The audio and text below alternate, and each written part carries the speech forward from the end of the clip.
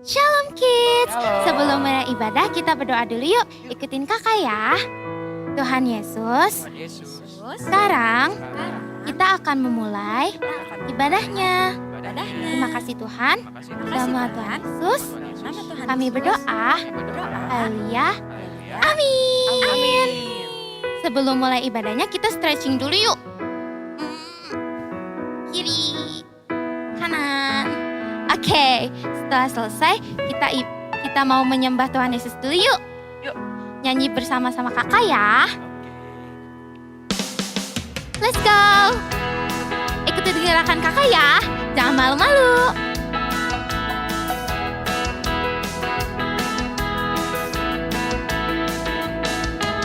I wanna do right, wanna do what's right.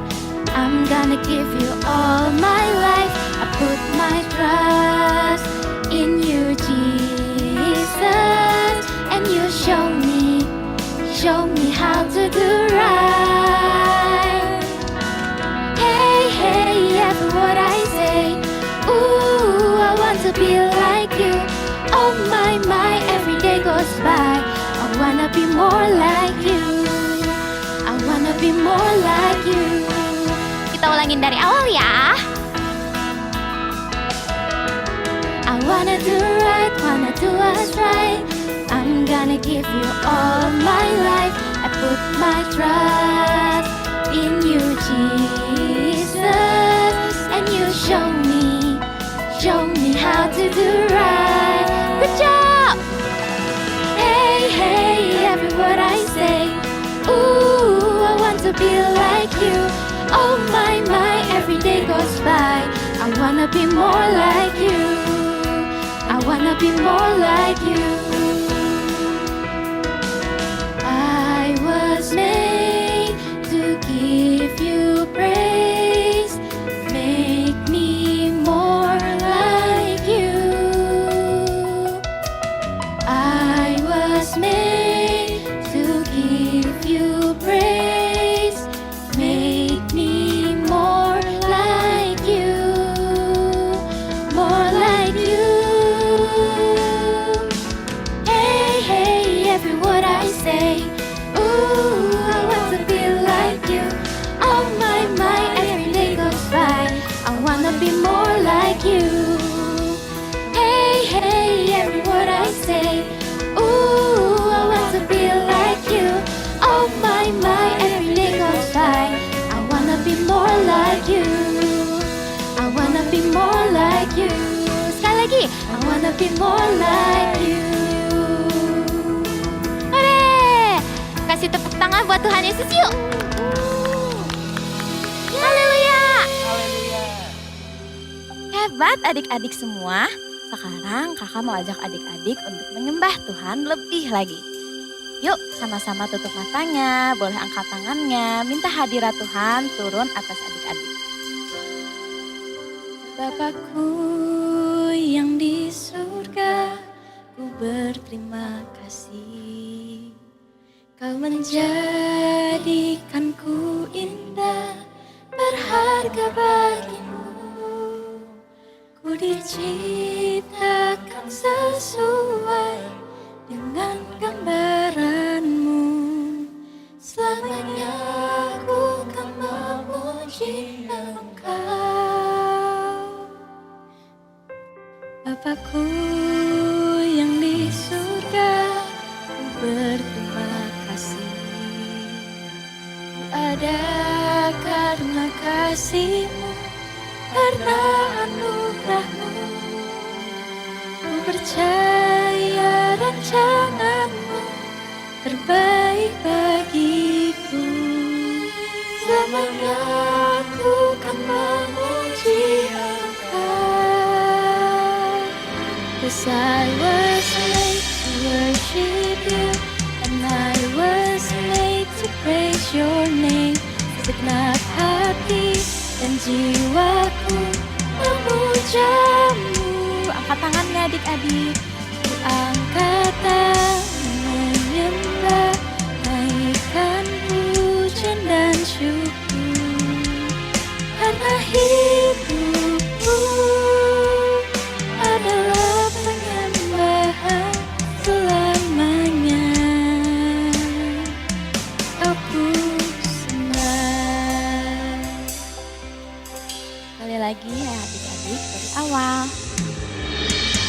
Bapakku yang di surga, ku berterima kasih. Ada karena kasih-Mu, karena anugerah-Mu. Ku percaya rancangan-Mu terbaik bagiku. Selamanya ku akan memuji Engkau. Sungguh-sungguh lagi adik-adik. I was made to worship you, and I was made to praise your name. Segenap hati dan jiwaku memuja-Mu. Angkat tangan menyembah, naikkan pujian dan syukur. Karena hidupku adalah penyembahan selamanya. Aku sembah. Sama-sama bilang haleluya. Haleluya, haleluya, Yesus ku sembah. Boleh angkat tangannya adik-adik. Haleluya, haleluya, Yesus ku cinta.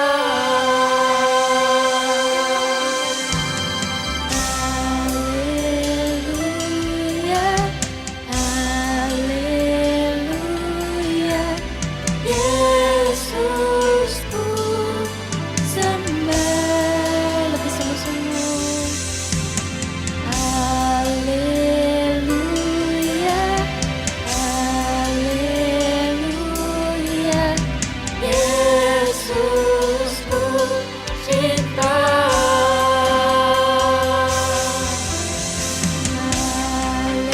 Haleluya, haleluya, Yesus ku sembah.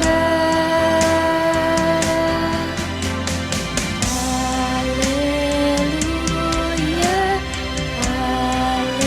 haleluya, Yesus ku cinta. Sekali lagi. Haleluya, haleluya, Yesus ku sembah.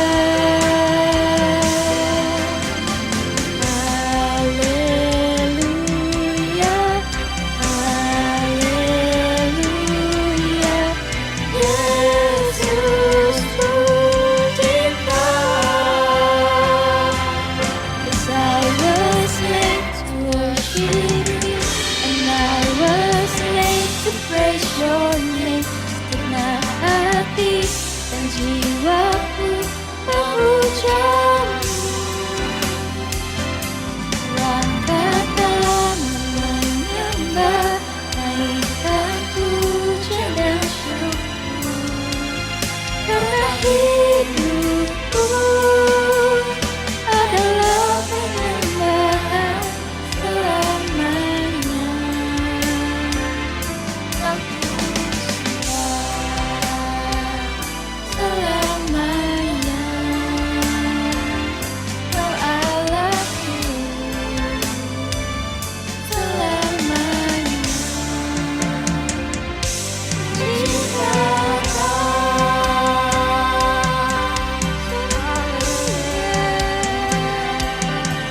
Haleluya. Ya, adik-adik lipat tangannya kita berdoa. Makasih Tuhan Yesus, kalau sebentar kalau kami mau mendengarkan sedikit dari firman-Mu, kami janji kami akan duduk diam mendengarkan isi hati-Mu. Terima kasih Tuhan Yesus, dalam nama-Mu kami berdoa dan mengucap syukur. Amin. Bapak Abraham mempunyai banyak sekali anak-anak Aku anaknya dan kau juga. Mari puji Tuhan, tangan kanan, tangan kiri, kaki kanan, kaki kiri.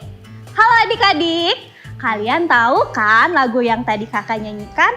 Waktu kakak masih kecil saat sekolah minggu, kakak tuh paling senang nyanyiin lagu tadi karena banyak gerakannya sehingga membuat kakak semakin semangat saat ibadah sekolah minggu. Adik-adik masih semangat juga kan buat ibadah? Oh iya, hari ini kakak dapat tugas nih jadi postman buat memberikan surat istimewa. Bentar ya, kakak ambil dulu. Mana ya suratnya? Nah, ini dia. Ada Royal Mail. Kita lihat yuk. Surat ini buat siapa ya? Alamatnya sih udah bener. Royal Mail ini buat Ken. Tapi yang mana ya anaknya ya? Kak, ada bisa dibantu? Oh iya, kakak mau kasih surat ini buat Ken. Oh iya, dengan saya sendiri. Kebetulan kamu Ken ya. Ini kakak kasih ya, Royal Mail ini buat Ken ya. Wah, terima kasih ya Kak. Oke, sip, thank you ya. Kakak berdoa supaya setiap orang yang menerima dan membaca isi surat tersebut dapat menerima keselamatan dari Tuhan Yesus. Oh iya adik-adik, kakak jadi ingat kisahnya Bapak Abraham yang tadi kakak nyanyikan. Dia ini dikenal sebagai bapak orang percaya dan taat sama Tuhan. Abraham mempunyai keponakan yang sangat dia sayangi, namanya Lot. Abraham dan Lot sangat diberkati Tuhan sehingga mereka mempunyai ternak yang banyak banget. Saking banyaknya, akhirnya mereka harus berpisah karena tanah yang mereka tempati sudah nggak cukup. Lalu Lot memilih kota Sodom, kota yang berada di lembah Yordan. Tapi adik-adik, ternyata orang-orang Sodom itu suka melakukan hal yang jahat. Suatu hari saat Abraham berjalan-jalan untuk melihat kota Sodom, kota tempat tinggal Lot keponakannya itu, lalu Tuhan berkata, banyak orang yang berkeluh kesah tentang Sodom karena penduduknya suka melakukan hal yang jahat. Abraham teringat akan saudaranya Lot beserta istri dan kedua anaknya yang tinggal di sana. Seperti yang kakak ceritakan tadi, Abraham diberkati Tuhan, Lot pun ikut diberkati Tuhan sehingga ternaknya banyak dan akhirnya Lot memilih untuk tinggal di Sodom. Abraham sedih kalau kota Sodom dimusnahkan. Nanti Lot gimana ya? Akhirnya Abraham bilang sama Tuhan, Tuhan, kalau ada 50 orang yang benar di kota itu, Tuhan mau mengampuni enggak? Tentu saja Tuhan mau mengampuni. Lalu Abraham nawar lagi adik-adik. Tapi katanya adik-adik ya, Abraham bilang lagi, tapi Tuhan kalau cuma 45 orang bagaimana? Adik-adik, Tuhan itu baik, katanya mau tetap mengampuni mereka. Abraham berpikir lagi, dia masih nawar lagi sama Tuhan. Dari 40 orang, 30 orang, 20 orang, lalu terakhir dia nawar lagi sama Tuhan. Tapi Tuhan, kalau cuma 10 orang saja yang benar, yang gak suka berbuat dosa, bagaimana? Tuhan mau ampuni gak ya adik-adik ya? Kata Tuhan katanya ya, bilang sama Abraham, aku akan tetap mengampuni kota Sodom karena 10 orang yang benar itu. Tapi adik-adik, ternyata orang yang benar itu gak nyampe 10 orang. Jadi Tuhan tetap menghanguskan kota Sodom. Akhirnya hanya Lot dan anak-anaknya saja yang bisa selamat dan keluar dari kota Sodom.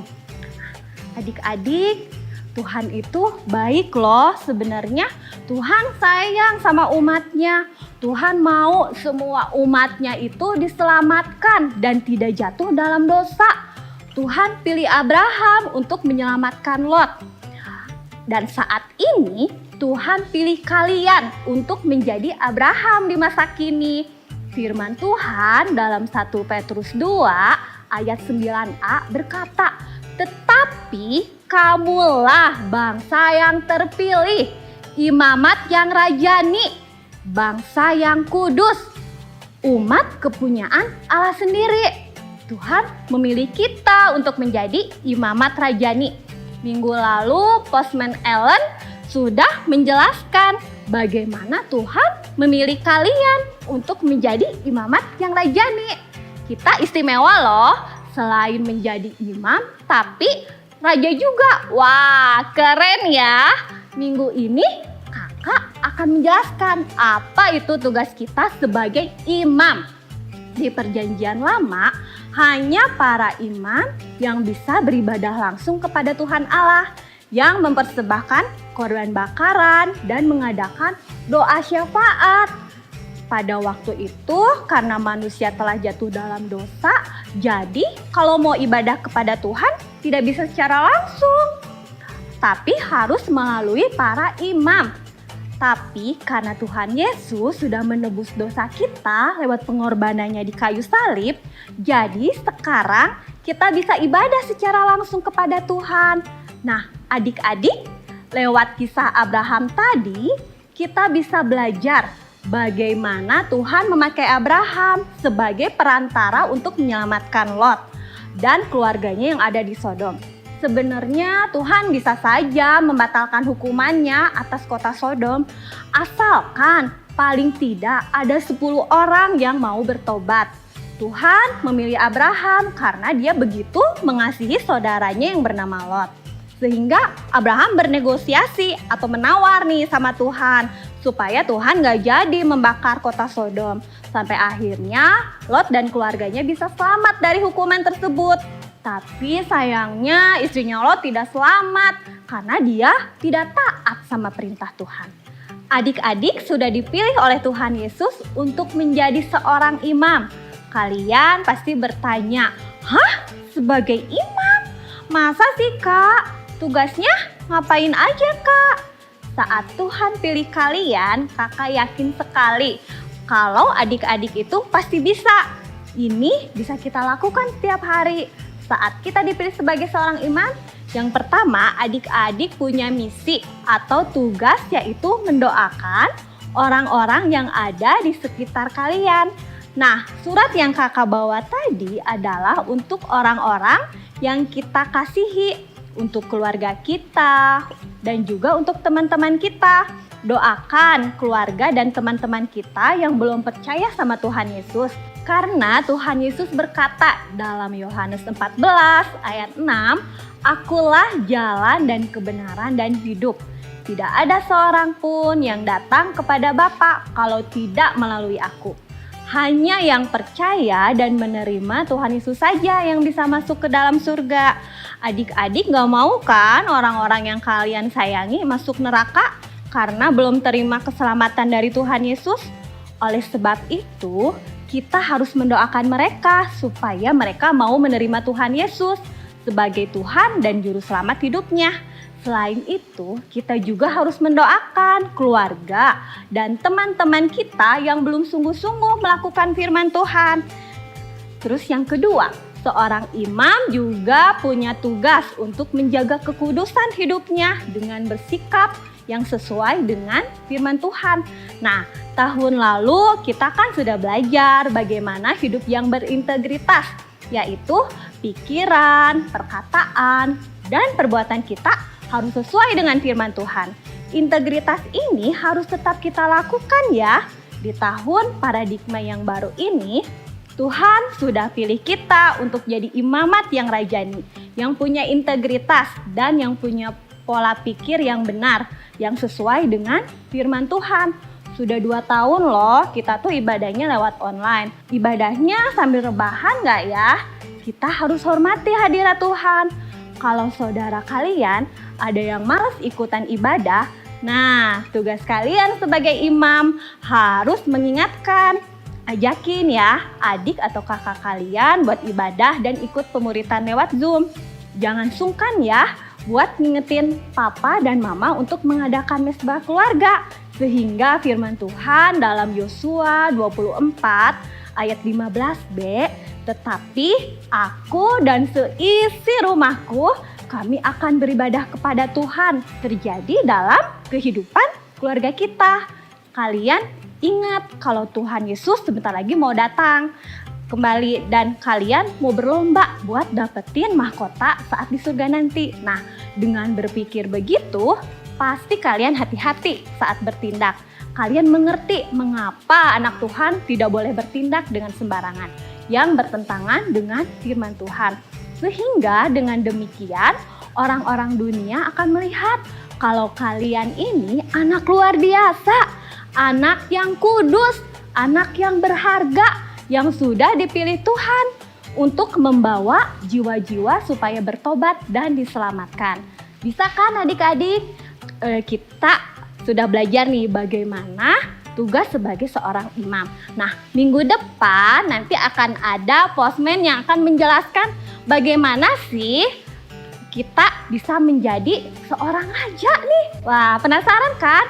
Adik-adik minggu depan harus ikutan lagi ya ibadah online-nya. Yuk sekarang semuanya kita berdoa sama Tuhan. Kita mau minta sama Tuhan. Berdoa juga buat orang-orang yang belum mengenal Tuhan Yesus supaya bisa diselamatkan. Yuk semuanya sama-sama kita angkat tangan kita berdoa sama Tuhan Yesus. Tuhan Yesus, terima kasih buat firman-Mu hari ini Tuhan.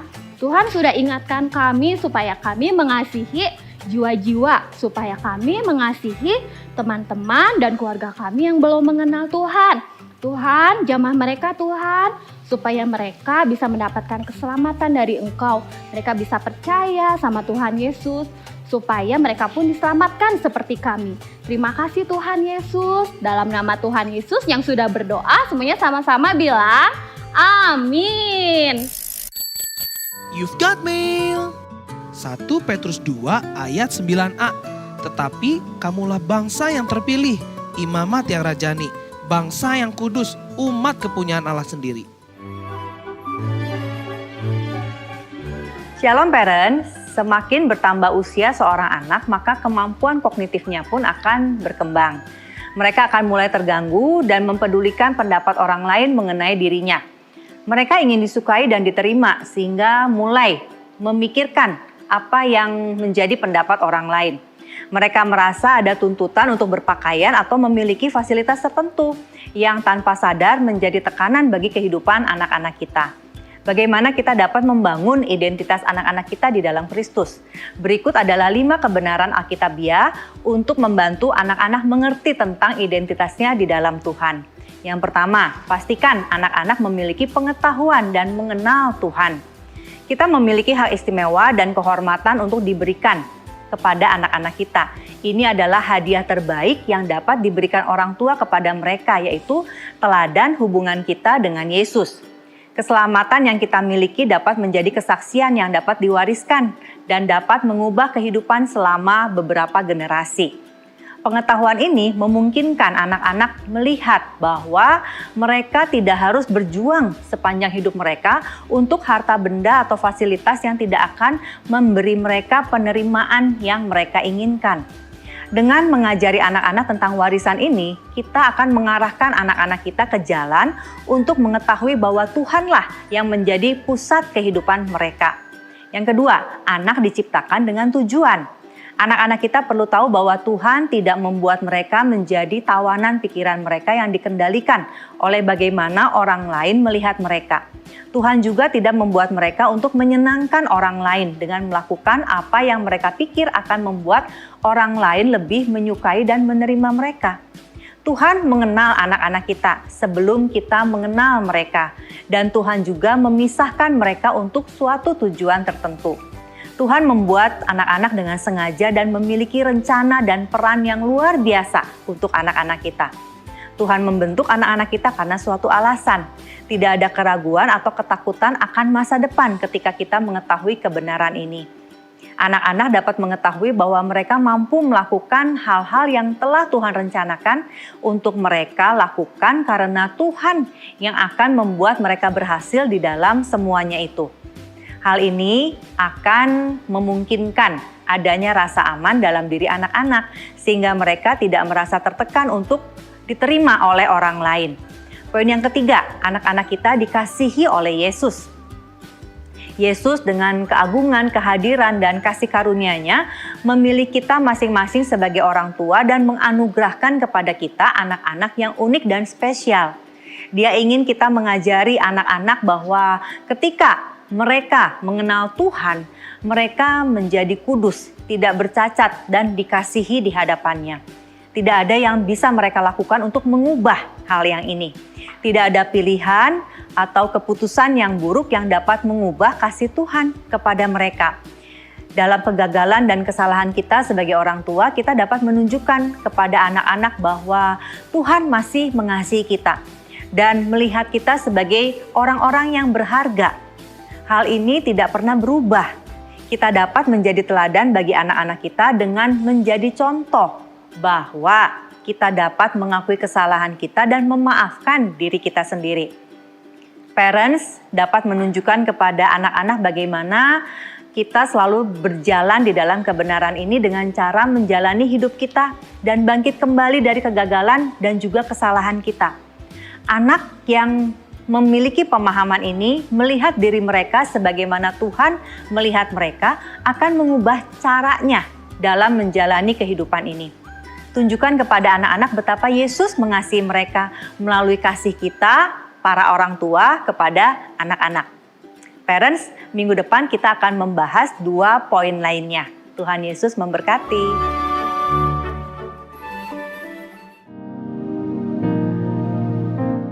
Tuhan Yesus berkati Opaniko, hamba-hambamu, kakak-kakak, dan kami semua, agar terus jadi prajurit Tuhan Yesus yang gagah perkasa, yang suka berdoa, memuji dan menyembah Tuhan dalam unity siang dan malam, dan yang suka melakukan kehendak-Mu di zaman ini. Tuhan Yesus, kami mau berdoa memberkati setiap umat-Mu di negeri ini. Jadikan kami semua para pendoa yang suka bersyafaat bagi jiwa-jiwa di sekitar kami, agar keselamatan yang besar terjadi atas negeri ini. Tuhan Yesus, terima kasih Tuhan, Engkau sudah memberikan kuasa di dalam mulut kami sedari kami bayi. Tuhan, tolong kami agar kami dapat menggunakan kuasa di dalam mulut kami untuk keselamatan jiwa-jiwa, dan juga berkati dan urapi kami. Adik-adik dan parents, ayo siapkan hati untuk menerima berkat Tuhan. Demikianlah firman Tuhan. Tuhan memberkati dan melindungi engkau. Tuhan menyinari engkau dengan wajah-Nya dan memberikan kasih karunia. Tuhan mengarahkan wajah-Nya kepadamu dan memberikan damai sejahtera. Terimalah semua berkat yang terbaik ini hanya di dalam nama Tuhan Yesus Kristus. Amin.